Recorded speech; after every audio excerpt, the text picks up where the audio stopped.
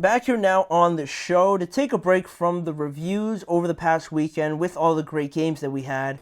We have to talk about one of the biggest developments from this past weekend in Week 7, and that was the Deshaun Watson injury. And, going into this game, talking about the Browns and how we painted the picture a little bit in predicting that they were going to lose to the Bengals. We knew going into that game that Cleveland had pretty much punted away their season. With trading away Amari Cooper, it wasn't screaming that they were going all in on this year, right? Like now, after trading our best player, now we're going to get serious and try and win these games, right? It doesn't make sense. So, regardless of whether or not they were going to admit it, their actions spoke louder than what they were saying. So, we knew what the circumstances were with this team. Now, the way that Deshaun was playing and everything like that, there wasn't too much hope in this season. But now, all the talk that we will certainly have about this Cleveland Browns team just in the short term, we're going to have it about their future because of the confirmed news regarding Deshaun Watson and how he will be out the rest of 2024 with that Achilles injury. And it is devastating because apart from us critiquing him as a player, you don't like seeing him go down like that with an injury. And as soon as you saw it, of course there was those zoomed up images and zoomed up videos, but you saw it as soon as, or at least I thought, as soon as I saw him kind of step back on his foot and just collapse to the ground, like I kind of assumed that it was an Achilles, and they got the card out for him as well, and he was very devastated. It was unfortunate to see. Of course, the fans booing him is a whole other topic that we're not going to touch on, but obviously it wasn't a great look for the Bengals, or not the Bengals, the Browns, and just honestly the fans for doing that to their own player, regardless of how bad he was.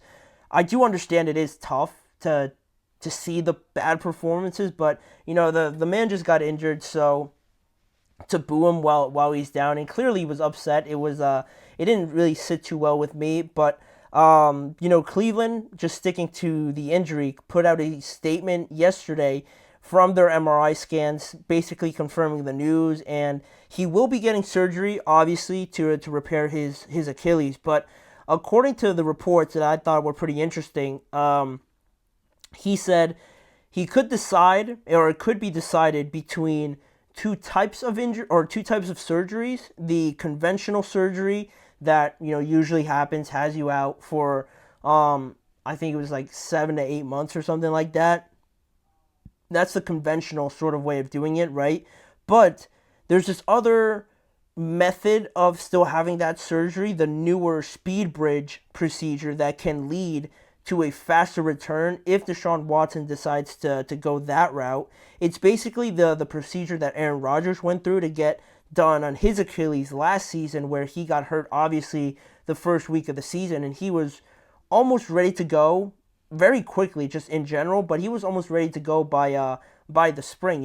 It was like he wasn't hurt by the time he came back based on how quickly he was able to start up again. And that's an alternate option for Amari Cooper if he wants to, get back quicker. But, will it even matter if he just comes back earlier in the offseason or later in the offseason? I don't think it'd make too much of a difference. But those are the two options on the surgery and just what Deshaun Watson would like to do. But looking at this Browns team just overall, the question of what now with this team, right? Because short term, it's going to be Dorian Thompson Robinson, or Jameis Winston in at quarterback. I know DTR got hurt a little bit in that game, so I don't specifically know what his injury diagnosis is or if he's going to be just fine, but maybe it'll be him, maybe it'll be Jameis Winston. That really doesn't hold too much substance because this Browns team, it's probably going to have a top draft pick, so that doesn't really matter too much for their future, because their future could get a little bit tricky because talking about Deshaun Watson and how still they have to make some pretty big decisions going forward, because now you look at this entire project with Deshaun, and now he's been hurt every year since joining this Cleveland Browns team. He played 6 games in 2022, he played 6 games in 2023, and now he's going to only be able to play 7 games, and now he's out the remainder of the year. Obviously, he was dealing with legal issues and suspensions and coming back from injuries in those other seasons. But regardless of the context of it, it's still not the payback you would want to have from giving up so much to the Houston Texans. And that's everything anyone's ever going to talk about with this trade, how much they got out of Deshaun compared to how much the Texans got out of all those trade picks that they got and how fast they were able to rebuild, get a guy like CJ, and build up that team with a lot of young players, pretty much setting them up for the next 10 years while the Browns are still in the same hole trying to find their quarterback, right? Because it was Baker, then it wasn't. And now they put all their chips into the middle of the table trying to get Deshaun, and it hasn't really panned out as obviously as they would have thought it would. And all on, of course, the largely all the attention will, of course, now be on the contract as well, because as much as you gave up to the Houston Texans, the amount of money is also a major factor in all of this, because Deshaun Watson has the largest fully guaranteed contract, obviously, in NFL history. That 5-year, $230 million deal, again, all fully guaranteed before playing a snap. Now, looking back on it in hindsight, is obviously like a mistake, just short-term answer, but of course, the Browns would have never imagined something like this happening, and just over the course of the 3 years here, that this would have ever been a reality. But it's such a weird case because other than the injuries, he just hasn't been playing well.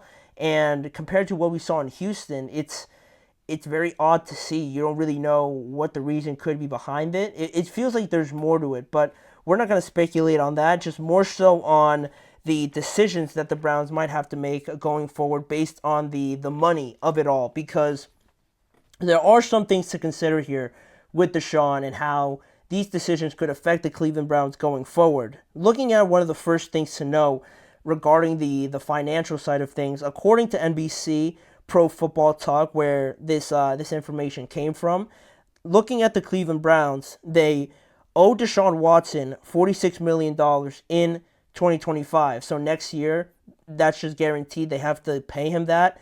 Then in 2026, it's the same thing. $46 million in that year as well. $92 million guaranteed over the next 2 years. That is non-negotiable, right? Maybe you could do some salary cap gymnastics or anything like that to kind of reduce the hit, but you're still going to have to pay that full amount to Deshaun Watson, regardless if it's bonuses or just salary in general. That is all going to Deshaun, fully guaranteed, like I said.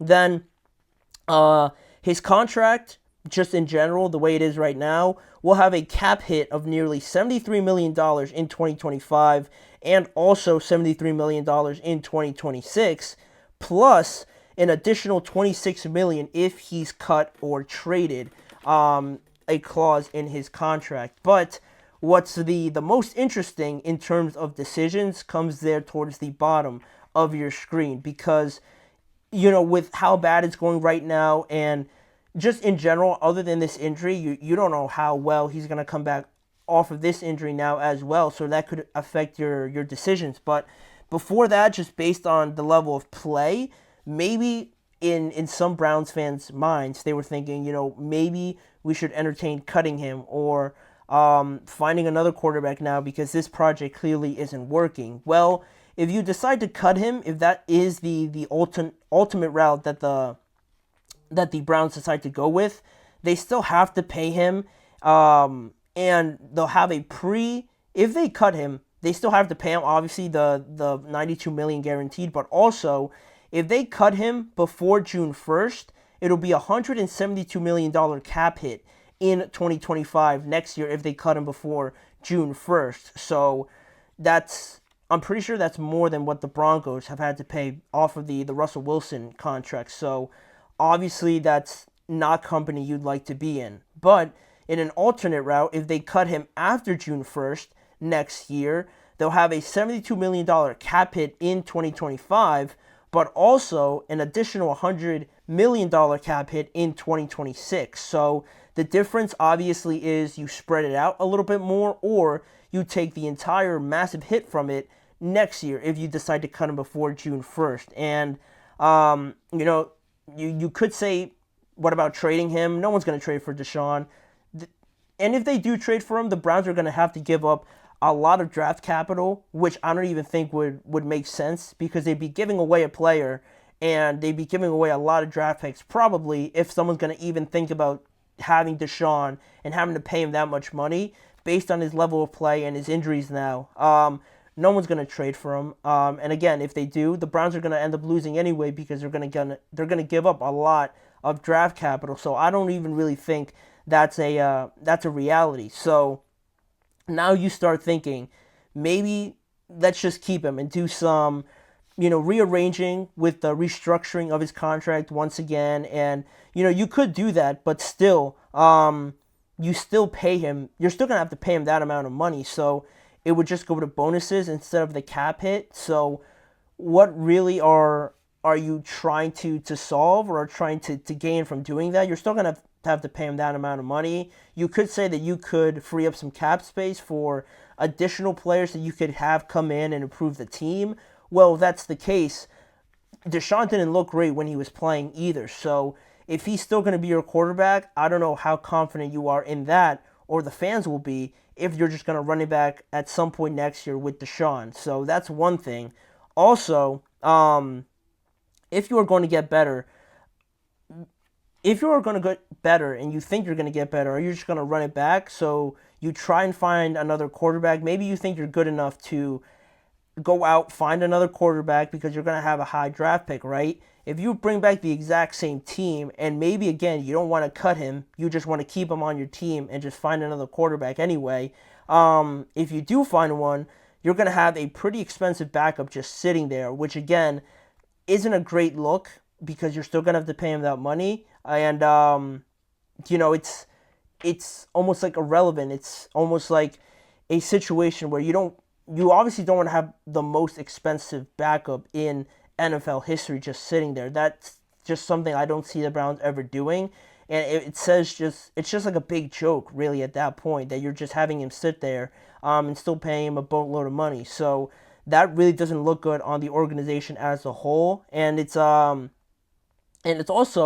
to me, it's looking likely that the Browns start, fire selling everybody right before the deadline, knowing that this season is pretty much chalked. That why wouldn't you try and cash in on a Darius Smith? I know Jerry Jeudy just got there, but maybe you think about trading him, a defensive player, potentially. I don't know. I'm just like spitballing here, but if this season is truly done down the drain, why wouldn't you try and trade away a guy to get more potentially next offseason? Because if you keep your chips, you still could get a good player, but you're not going to get as many back to try and fix this as quickly as possible, because they're just not one player away. They're just not. And also, this is the last thing I'll say. We're not going to advocate for anybody getting fired, but what does this say about a guy like Andrew Berry, their general manager, right, who was probably a pretty big advocate, or pretty big, had a pretty big role in acquiring Deshaun Watson, along with ownership and everything like that. For a mistake as historically bad as this could end up being, mistakes like this shouldn't and probably don't go without consequences. So, again, we're not advocating for anybody losing their job, but if you're going to fail like this historically bad, you start thinking about maybe one of these guys could be gone during the offseason or something like that, because this Browns team has obviously been looking for a quarterback, and now you waste or use so much capital and money to go and get the guy that you want, and it's a misjudgment based on him not being able to play, obviously health-wise, but also when he is able to play, he hasn't looked like the player you thought you were getting. So I feel like that has to be rectified somehow. Someone has to pay ultimately for that. So whether or not the Browns decide to make a move like that will be interesting to me, but it is usually how this thing kind of rolls itself out, if you will. But that is kind of the general idea with Deshaun going forward, and how this situation could kind of play itself out. Money-wise, and just, thinking of all the scenarios that the Browns are going to have to think about after this season and starting in 2025. But that is all we'll say on Deshaun. We would wish him a speedy recovery, hopefully, because that injury didn't look that great, obviously, but we're going to talk about some more reviews because there was a lot of games that I didn't really get a chance to touch on that were pretty good ultimately in Week 7, starting with the Chiefs winning the Super Bowl rematch in San Francisco against the 49ers. I was pretty adamant about the 49ers winning this game, and the way that they lost, I got some pretty strong feelings on the 49ers, so we're going to talk about that and also finish off today's episode with a review of the Texans and Packers game, another great game that we have a lot to say on, so don't go anywhere. We'll be right back right after this.